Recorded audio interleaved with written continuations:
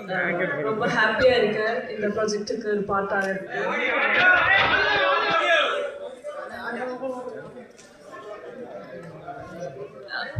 எல்லாருக்கும் வணக்கம். ரொம்ப ஹாப்பியாக இருக்கேன் இந்த ப்ராஜெக்ட்டுக்கு ஒரு பார்ட்டாக இருந்ததுனால. என்ன தமிழ் மிஸ்டேக்ஸ் எல்லாம் இருக்கும், ஆனால் எல்லோரும் அதுக்கு மன்னிப்பு இப்போவே கேட்குறேன். இந்த டைரக்டர், நம்ம எலுமலை சார், ப்ரொடியூசர்ஸ் எல்லாருக்குமே இந்த ப்ராஜெக்ட்டுக்கு என்ன கூப்பிட்டுருக்கனால, என்ன இந்த பார்ட் ஆக்குறதுனால, என்ன நாயகி ஆக்குறதுனால, இந்த ஃபஸ்ட் ப்ராஜெக்ட் தான் தமிழில் எல்லாருமே சப்போர்ட் பண்ணுறதுனால எல்லாருக்குமே வணக்கம். Thank you so much. மேல இருக்கிற ஜாம்பவான்களும் ஆர்வமா இருக்காங்க. Including me. சார் ஒரு சில வார்த்தைகள் சார்.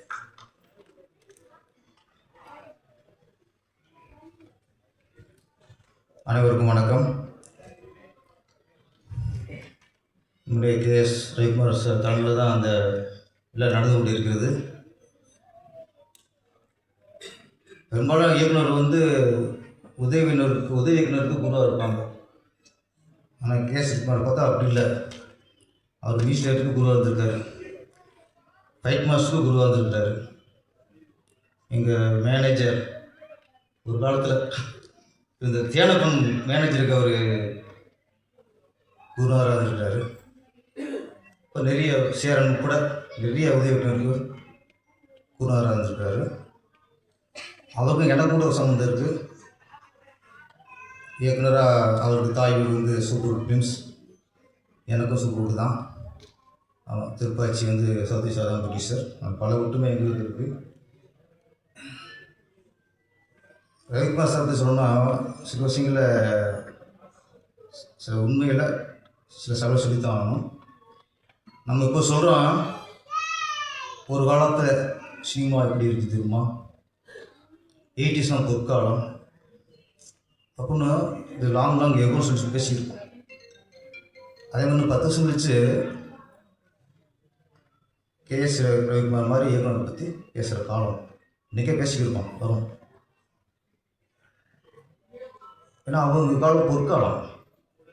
ஏன்னா KS ரவிக்குமார் அப்படிங்கிற ஒரு இயக்குனர் ஸ்பாட்லையும் சரி எல்லா விஷயம் சரி ஒரு இயக்குனராக மட்டும் இருந்ததில்லை. அவர் அந்த படத்தில் ப்ரொடியூசருக்கு இருக்க அக்கறை விட பல மடங்கு அவருக்கு அந்த படத்தில் அக்கறை இருக்கும். அவ்வளோ உழைப்பு போட்டார். ப்ரொடியூசர் இயக்குனர்னா நிறைய பேர் சொல்லுவாங்க, KS Ravikumar sir, P. Vasu sir, எங்கள் குருநாதர் Ramanarayana sir, S. Chandrasekhar, Udayakumar sir, இப்படி பல பேர் இருப்பாங்க. இவங்கள மாதிரி இயக்குநர்கள் அதிகமாக இருந்தால் தான் இண்டஸ்ட்ரி நல்லா இருக்கும். முதல்ல ப்ரொடியூசர் நேசிக்கணும். நிறைய நல்லா சொன்னார் உதயகுமார் சார். ப்ரொடியூசர் இல்லாமல் யாரும் இல்லை. மியூசிக் இருக்கட்டும், டைரக்டராக இருக்கட்டும், ஃபைட் மாஸ்டராக இருக்கட்டும், டான்ஸ் மாஸ்டராக இருக்கட்டும், எல்லா டெக்னீஷியனும் இருக்காங்க. எல்லாருக்கும் ஒரே முதலாளி ப்ரொடியூசர் தான். ஆனால் முதலாளியாக இருக்கணும். பணம் கொடுக்கணும்னு இல்லை, எல்லா வகையிலும் ஒரு முதலாளியாக இருக்கணும். மாதிரி உங்கள் காலம் பொற்காலம் சார். உண்மையிலே நம்ம கதை, திரைக்கதை, வசனம், இயக்கம் கற்றுக்கிறத விட முதல்ல வீண் செலவை எப்படி குறைச்சணும், அது உங்களை மாதிரி இயக்கிட்டு தான் தெரிஞ்சுக்கணும். இன்னொன்று சொன்னீங்க, 3 மாதத்தில் சாதி சார் படத்தை பிடிச்சி முடிச்சு சொன்னார்ட்டு. எனக்கு இதே ஒன்று வந்துச்சு. திருப்பதி அவங்க ஃபஸ்ட்டு டேட்டை ஃபிக்ஸ் பண்ணிட்டாங்க. ஏப்ரல் 14 தான் தமிழ் புத்தாண்டு. நான் ஷூட்டிங் ஆரம்பித்தது ஜனவரி 5 ஷூட்டிங் ஆரம்பித்து மார்ச் 2 ஃபஸ்ட் ஸ்டார் கொடுத்துட்டேன். Ajith sir hero. இல்லை உங்களை மாதிரி இயக்குனர் கற்றுட்ட விஷயந்தான். நமக்கு உண்மையிலே ஈடுபாடோடு பிளான் பண்ணி பண்ணால் எல்லாம் வரும். அப்புறம் எல்லோரும் நீங்கள் முன்னோடியாக இருந்தீங்க. தேனப்பன் சார், அவருக்கு பேசுகிறாங்களே முழுசாக சந்தோஷமாக மாறிட்டான்ட்டு, அந்த மாதிரி ஒரு முழுசாக ஒரு நடிகராக மாறிட்டார் அவர். எல்லாமே எல்லா வகையிலுமே வந்தா KS ரவிக்குமார் சார், நீ சொன்னது உண்மை தான். ஹீரோனிக்கு தேடினா பார்த்தீங்களா, அங்கேயே முன் நடிகர் ஆகிட்டார் அவர். நான் நினச்சேன் முன் நடிகர் ஆகிட்டார், அந்த தயாரிப்பாளர் சிந்தனைலாம் போச்சு, முழுக்க நடிகராக தான் இருக்கான்னு நினச்சேன். ஆனால் கரெக்டாக இன்றைக்கி இண்டஸ்ட்ரி தகுந்த விஷயத்தை அன்றைக்கி சொல்லியிருக்காரு. நன்றி சார், தேவன் சார், உழைப்பாளருக்கு சப்போர்ட்டாக வந்திருக்கீங்க, ரொம்ப நன்றி. மையல் மையல்னா மோகம் தான் கரெக்டாக இருக்கும் கவிஞரை. ஈர்ப்பு ஈர்ப்பு மோகம். ஆமாம், தமிழ்நாட்டிலேயே தமிழ் மக்களுக்கு எல்லாத்தையும் விட ஒரு மையல் அப்படின்னா சினிமா தான். சினிமா மேலே எல்லாருக்கும் அந்த மோகம், அந்த மையல் இருக்கு. அந்த மையல் இருந்தனால தான் ஒரு எம்ஜி ராமச்சந்திரன் புரட்சி தலைவர் அவர்கள் முதலமைச்சராக அமைஞ்சது. சினிமாவே மக்களுக்கு மையல் இருந்தால்தான் தான் ஜெயலலிதா அவர்கள் முதலமைச்சராக அமைஞ்சது. அதே மாதிரி டாக்டர் கலைஞர், அறிஞர் அண்ணா எல்லாருமே சினிமா மீது மக்களுக்கு உள்ள மையலை பயன்படுத்தி கொண்டார். சினிமாங்கிறது தவிர்க்க முடியாத ஒரு சக்தி. அது இன்றைக்கும் அது இருக்குது. அந்த மையலில் பல வகை இருக்குது. சிலருக்கு ஒரு நடிகரோட நடிப்பு மேலே மையல் இருக்கு, சிலருக்கு நடிகர் மேலேயே மையல் இருக்கு. நடிகர் சிவாஜி கணேசன் அவர் நடிப்பு மீது மக்களுக்கு மையல். புரட்சித் தலைவர் எம்ஜிஆர் மீது மக்களுக்கு மையல், அவரையும் பிடிக்கும் அவருக்கு. அந்த மாதிரி பல வகை. இன்னைக்கு நிறைய உச்ச நட்சத்திரங்கள் பெரிய சினிமாஸில் உட்காந்துருக்காங்க, கோல் உச்சியில் உட்காந்துருக்காங்க. எங்கள் தலைவர் உதயகுமார் சொன்ன மாதிரி இதுக்கு எல்லாருக்குமே தயாரிப்பாளர் காரணம். அதே சமயம் அவரை ஷூட்டிங் ஸ்பாட்டில் கொண்டு வர டிரைவர், மேக்கப் மேன், காஸ்டியூமர், அன்றைக்கி ஃபைட்னா ஃபைட் மாஸ்டர், ஃபைட்டர்ஸ், டூப்பு, நடனம்னா நடன இயக்குனர், ஒரு ஆர்டர் டான்சர்ஸ், லைட்மேன், கேமராமேன், எல்லாத்துக்கும் மொத்தமாக இயக்குனர், எல்லாருமே அவங்களுக்கு அவங்களுடைய உச்சமாக வர்றதுக்கு இன்றைக்கி மிகப்பெரிய போல இருக்குது காரணம். நீங்கள் அவங்களுக்கு ஒரு பிரச்சனைக்கும் போது அவங்களும் இந்த அக்கறை காட்டணும். ஏன்னா ஒரு உழைப்பாளியாக, ஒரு தொழிலாளியாக எங்களுடைய வேண்டுகோள். சினிமாவில் பிரச்சனைக்கும் போது எல்லோரும் எங்கேயும் வேடி போதிடக்கூடாது, நாளைக்கு எல்லாத்தையும் பார்க்கணும். உதயகுமார் சார் எல்லோரும் சொன்னாங்க, புரட்சித்தலைவர் விரிவாக பேசிட்டாரு. சார் ஒரு சுருக்கம் ஒரே ஒரு விஷயம் தான். ஒரு விஷயம் துவக்கப்படுதுன்னா அது நல்ல நோக்கமாக இருக்கும், நல்ல எண்ணத்தோடு துவக்கப்படணும். இன்னொருத்தனை அழிக்கணும்னு நினச்சி கெட்ட எண்ணத்தில் ஒன்று உருவாக்கினா நமக்கு தான் தெரியும் வரும். எதுவும் சார் பெப்சி அமைப்புங்கிறது தொழிலாளர் நலன் கருதி, தொழிலாளருக்கு பிரச்சனை சப்போர்ட்டாக நிற்கும். டெக்னீஷியனுக்கு ஒரு சம்பள பிரச்சனையா சம்பளத்தை வாங்கி கொடுக்கறதுக்கு முனைப்பாக இருக்கும். பெப்சிங்கிறது உழைப்பாளர்களுக்கு, தொழிலாளர்களுக்கு முழுக்க சப்போர்ட்டாக அது நலன் கருதி இருக்கிற ஒரு அமைப்பு. ஆனால் இப்போ அது எதை ஒன்று அமைக்கும் போது அது தொழிலாளர் நலன் கருதி ஆரம்பிக்கிறீங்களா, தொழிலாளருக்கு எவ்வளோ வேலை வாங்கி கொடுக்கணும்னு அமைக்கிறீங்களா, தொழிலாளர் சார் நம்ம பக்குவம் இருக்கணும்னு ஆரம்பிக்கிறீங்களா? இல்லை, பெப்சி அடிக்கணும்னு ஆரம்பிக்கிறீங்க. என்ன தப்பான எண்ணம் இருக்குல்ல, கெட்ட எண்ணத்தில் இருக்குல்ல. நீங்கள் உண்மையிலேயே உழைப்பாளருக்காக ஆரம்பிச்சிங்கன்னா நாங்கள் கூட வரோம், நாங்கள் வரோம். இன்றைக்கி சத்தியமாக சொல்லுங்கள், நாங்கள் உண்மையிலேயே உழைப்பாளருக்காக, தொழிலாளருக்காக, சும்மா டெக்னீஷியனுக்காக, அவங்க வறுமையிலேருந்து காப்பாற்றுறதுக்காக நாங்கள் முழுக்க அது நன்மைக்காக தான் நாங்கள் ஆரம்பிக்கிறோன்னா இந்த மேடையிலிருந்தே Udayakumar sir, S Ravikumar sir எல்லாம் நாங்கள் வரோம்.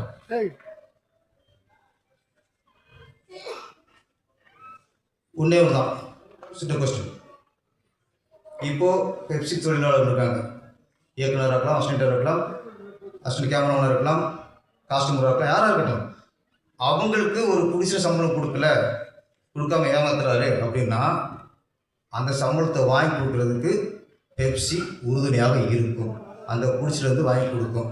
தயாரிப்பாளர்களே ஒரு தொழிலாளர் சங்கத்தை ஆரம்பித்தா அங்கே இருக்க தொழிலாளர்களுக்கு சம்பளம் பிரச்சனைனா யார் வாங்குவார்? உங்கள் சங்கம். உங்களுக்கு போகிறத எப்படி வாங்கி கொடுப்பீங்க? அங்கே சேர்றவங்க யோசிக்கணும். நான் சொல்கிறேன், அங்கே சேர்றவங்க இதை யோசிக்கணும். அதனால் மையல் நான் சொல்கிறேன், தமிழ் மக்களே சினிமா வந்து மோகமாக இருக்குது. அந்த மோகன சினிமா வளர்த்துருக்கு. இன்னைக்கு சினிமாவில் உள்ளவங்க கொஞ்சம் நம்மளும் ஒற்றுமை இருக்கணும். பதவிங்கிறது இன்னைக்கு வந்து பெப்சி தலைவர் செல்வமணி சார், தலைவர் பதவி நாளைக்கு இன்னொருத்தர் வரலாம். இன்னைக்கு இயக்க தலைவர் சங்கத்தில் உதயகுமார் சார் இருக்கார், நாங்கள் இருக்கோம். நாங்களே சங்கம் இல்லை, இன்றைக்கு பதவியில் இருக்கோம், அவ்வளோதான். நாளைக்கு இன்னொருத்தர் வருவாங்க. இது வந்து பதவியில் இருக்கிற அந்த போட்டி, அந்த ஈகோவில் சங்கத்தை அடிச்சிருக்கிறோம். அதுதான் உங்களோட வேண்டுகோள். மேம்படுத்துகிறோம். கதாநாயகி இப்போ மைனா பார்த்தோம். மைனா பார்க்கும்போது அந்த இது தெரிஞ்சுது, கொஞ்சம் சில இதெல்லாம் சாய் தெரிஞ்சுது. நான் சொன்ன அந்த மயில் சொன்னேன்ல, மைனாவில் வந்து கதாநாயகன் விதார்த்தா இருக்கலாம், ஆனால் உண்மையான கதாநாயகங்கிறது சேது தான். சரி சார், உங்களுக்கு அதில் சரியான ஜோடி அமையலை, இப்போ டாஸ்க் அனுபவிச்சிட்டியா? ஆனால் இதில் சரியான ஜோடி அமைஞ்சிச்சு உங்களுக்கு. ஆமாம், அந்த ஜோடி சிரிக்கவே மாட்டார், சிடுன்னே இருக்கும். டாஸ்க் இப்போ கரெக்டாக இதனால பொறுமையாக இருந்ததுக்கு அடுத்த நல்ல ஜோடி ஒன்று கிடச்சிருக்கு. அப்போ எனக்குடா மைனாவில் இருக்கும்போது சேதுவுக்கும் ஏற்கனவே 7 மணிக்குமே அமலாப்பால் மேலே ஒரு மையம் இருக்குதுன்னு நினைக்கிறேன், ஒரு மோகம் இருந்திருக்கு. 2 முடிவு வந்துட்டாங்க, அமலாப்பால் மாதிரியே ஒரு ஹீரோயின் பிடிக்கணும். தேடி பிடிச்சி உண்மையிலே பல க்ளோஸுக்கு அவங்க சிரிப்பு எல்லாம் பார்க்கும்போது அப்படியே அமலாப்பால் பார்க்கும்போது இருக்குது. அதனால் உங்களுக்கும் இயக்குனருக்கும் அமலாப்பால் உள்ள ஒரு மையம் இல்லை, அது மாதிரி ஹீரோயின் தேடி பிடிச்சிருக்கீங்க. மைனாவில் இன்ஸ்பெக்டர் பார்த்தோம், ஆனால் ஒரு 5-6 வருஷத்துக்கு அப்புறம் வந்து ஆனால் அதோட இளமையாக இருக்கீங்க நீங்கள், புரியல எனக்கு. அதில் அண்ணன் அப்போ இன்ஸ்பெக்டர் பார்த்தா இப்போ 5 வருஷம் கழிச்சு பார்க்கும்போது ஒரு அப்பா கேட்டு பண்ணுற மாதிரி தான் ஆகும். ஜன பண்ண மாதிரி அப்பா கேட்டுரு, உதயகுமார் மாதிரி பெரியப்பா கேரக்டரு இது மாதிரி பண்ணணும். ஆனால் பரவாயில்ல, இன்னும் இளமை அப்படியே உதயகுமார் சார் பார்க்குறாரு. உனக்கு 42 அடுத்த ஃபங்க்ஷனில் இருந்தார், நான் அப்பா பண்ணிட்டேன், பிரச்சனை இல்லை. அது இளமை அப்படியே சார். நீங்கள் அதில் இன்ஸ்பெக்டர் நடிச்ச கூட இப்போ ஹீரோவுக்கு கரெக்டாக அம்சமாக இருக்கீங்க. அப்புறம் அந்த விழா நாயகன் அமர்கீத் சௌந்தர் சாரோட மகன். நாங்கள் இந்த வகையில் நாங்கள் இந்த சினிமா பொறுத்த வரைக்கும், கலைத்தை பொறுத்த வரைக்கும் நாங்கள் வாரிசாக வர இருப்போம். என்ன சினிமாவில் வாரிசுலாம் வரணும், என்ன தான் நல்லாயிருக்கும். ஒரு இயக்குனர் பையன் இயக்குனராக வரணும், மியூசிக் பையன் மியூசிக்கராக வரணும், தயாரிப்பாளர் பையன் தயாரிப்பாளர் வரணும். கலைத்துறையில் வாரிசுங்கிறது வரவேற்கணும், வரவேற்கணும். என்ன கருத்தாங்க சௌந்தர் சார் ரொம்ப ரொம்ப ரொம்ப நண்பர், ரொம்ப எளிமையானவர். ஆமாம், ஒவ்வொரு தகவலுக்கும் சார், இயக்குனராக இருக்கட்டும், நடிகராக இருக்கட்டும், தயாரிப்பாளராக இருக்கட்டும், அவங்க ஜெயிச்சதை விட, தான் போராடிச்சதை விட, தான் எவ்வளோ வெற்றி அடைந்தால் கூட அவங்க சந்தோஷம் இருக்காது. ஆனால் அவங்க பையன் வெற்றிக்காக காத்திருப்பாங்க. தான் பையன் வெற்றி தான் அவங்களுக்கு ஒரு முழுமையான வெற்றியை தேவை. தன்னோட வெற்றியை தவிர அதை விட பல மடங்கு அவங்களுக்கு தான் தரும். கண்டிப்பாக உங்கள் மூலிமா அவங்க அப்பாவுக்கு இன்னும் உங்களுக்கு சார் இன்னும் பொறுப்பு கொடுங்க சார். இங்கே ஆமாம். அப்புறம் அந்த கவிஞர்கள் நம்ம விவேகா சொல்ல தேவையில்லை, கவி கொட்டி திதுவார் அப்படியே. அப்புறம் ஏகாதசி அதில் ஒரு வரி நல்லா இருந்துச்சு சார். அந்த கைரேகைப்பட்ட வெரைட்டி நல்ல ஒரு நல்லா இருக்குது. முன் படமே சூப்பர். மைனாங்கிற அது மைண்ட் ஒதுக்கி வச்சு ரொம்ப நாளைக்கு அப்புறம் எல்லாம் சொன்ன ரொம்ப நாளைக்கு அப்புறம் இந்த படம் மையல் ஒரு கிராமிய மனத்தோட இசையும் சரி எல்லாம் சரி ரொம்ப ஒரு காதுக்கும் கண்ணுக்கும் இதயத்துக்கும் எல்லாத்துக்குமே இதமாக இருந்தது. இந்த படம் மிகப்பெரிய வெற்றி அடைய வேண்டும். இந்த வெற்றியை தொடர்ந்து தயாரிப்புகளை தொடர்ந்து திரைப்படத்தை தொடர்ந்து எடுத்துக்கொண்டு இருக்க வேண்டும். நிறைய கலைஞர்களுக்கு வேலை கொடுங்க. நன்றி, வணக்கம். Thank you so much sir. அடுத்தபடியாக திரைப்படத்தின் இயக்குனர் இளவலை அவர்கள் ஒரு சில வார்த்தைகள் பேசுவாங்க.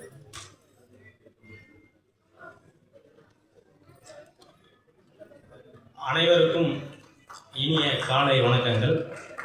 இந்த அழகான மேடையை அமைத்து தந்த இந்த பிரபஞ்சத்திற்கு என் முதற்கண் வணக்கத்தையும் நன்றியையும் தெரிவித்துக் கொள்கிறேன். மேலும் இந்த மையல் உருவானதற்கு முழு முதற் காரணம் சேது சார்.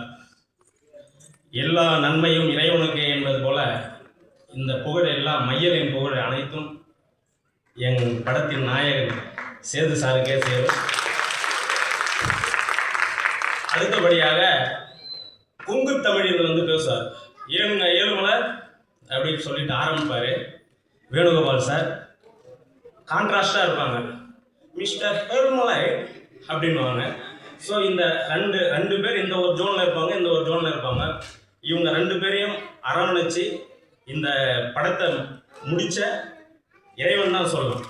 ஸோ அவங்களுடைய அனைத்து கேள்விகளுக்கும் பதில் வந்து இன்னைக்கு இந்த அவுட்புட்டை வந்து கொடுத்துருக்கேன். Thank you sir, thank you ma'am. மேலும் அகவன் படத்தை உருவாக்கின வந்து ப்ரொடியூசர் வந்திருக்காங்க, அவருக்கும் தேங்க்ஸ் சார். இன்னும் அடுத்து படம் பண்ணலான்னு பேச்சுவார்த்தையில் இருக்கிற ப்ரொடியூசரும் வந்திருக்காங்க, அவங்களுக்கும் நன்றி. மேலும் என் குடும்பம் என்று சொல்லக்கூடிய இயக்குனர் சங்கத்திலிருந்து வந்து வெகு நேரம் காத்திருந்து பொறுமையாக வாழ்த்தி அமர்ந்திருக்கும் முன்னோடி இயக்குனர்கள் அனைவருக்கும் நன்றியை தெரிவித்துக் கொள்கிறேன். ஸோ ஆரம்பிக்கிறாங்கன்றதால பேர் சொல்ல சார், மன்னிச்சிருங்க. மேலும் சௌந்தர்யன் சார் பாட்டு விஷுவல் பார்த்த உடனே வந்து கட்டிப்பிடிச்சி ஒரு முத்தம் கொடுத்தாரு. எனக்கு வந்து முத்து படத்தோட அந்த உமா ஞாபகம் தான் வந்துச்சு. இருக்கணிச்சு ஒரு உமா கொடுக்கும்ன்ற மாதிரி விஷுவல் ஸ்டுடியோவில் போயிட்டு இருக்கு ரீ ரெக்கார்டிங் டைமில். பார்த்த உடனே வந்து டப்புன்னு ஒரு முத்தம். எங்கே இருந்ததில்ல இருக்குல்ல யாரா ரூமுக்குள்ள அப்படின்னு பார்த்தா சாரு. ஸோ சேரன் பாண்டியன் சாங்லாம் வந்து இப்போவும் ஊர் சைடில் ஓடிட்டு இருக்கும். சம்பா நாத்தெல்லாம் நான் வந்து மிகப்பெரிய எத்தனை டைம் கேட்டேன்னு எனக்கே தெரியாது. ஏதாவது ஒரு சாங் வேணும்னா நான் வந்து சம்பா நாத்தை வந்து ரெஃபரன்ஸ் மைண்டுக்குள்ளே வச்சுக்கிட்டு இது மாதிரி ஒரு டியூன் வேணும் தத்தகாரம் அப்படின்ற ஒரு ஐடியாவில் இருப்பேன். சேரன் பாண்டியன் சாங் எல்லாமே வந்து பிரமாதம்.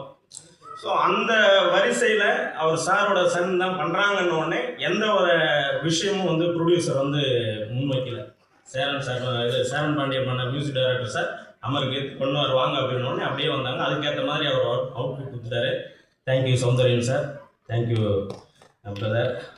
மேலும் படத்தில் வந்து நடித்த நடிகர்கள் அனைவரையும் வாசிக்க வந்து டைம் கிடையாது. நடித்த நடிகர்கள், தொழில்நுட்ப கலைஞர்கள் இன்னும் பின்னாடிலாம் உட்காந்துருக்காங்க. ஸோ மேடைக்கு அழைக்க முடியல. Master, sorry master, fight master Om Prakash master, so நிறைய பேர் இருக்காங்க. டைம் வந்து கருதி வந்து பேர் வாசிக்க முடியல. நன்றி, உங்களுடைய அயராத உழைப்பு இந்த ப்ராஜெக்டில் வந்து கொடுத்ததுக்கு நன்றி. மேலும் பத்திரிகை நண்பர்கள், ஊடக நண்பர்கள் இந்த ப்ராஜெக்டை கடைகோடி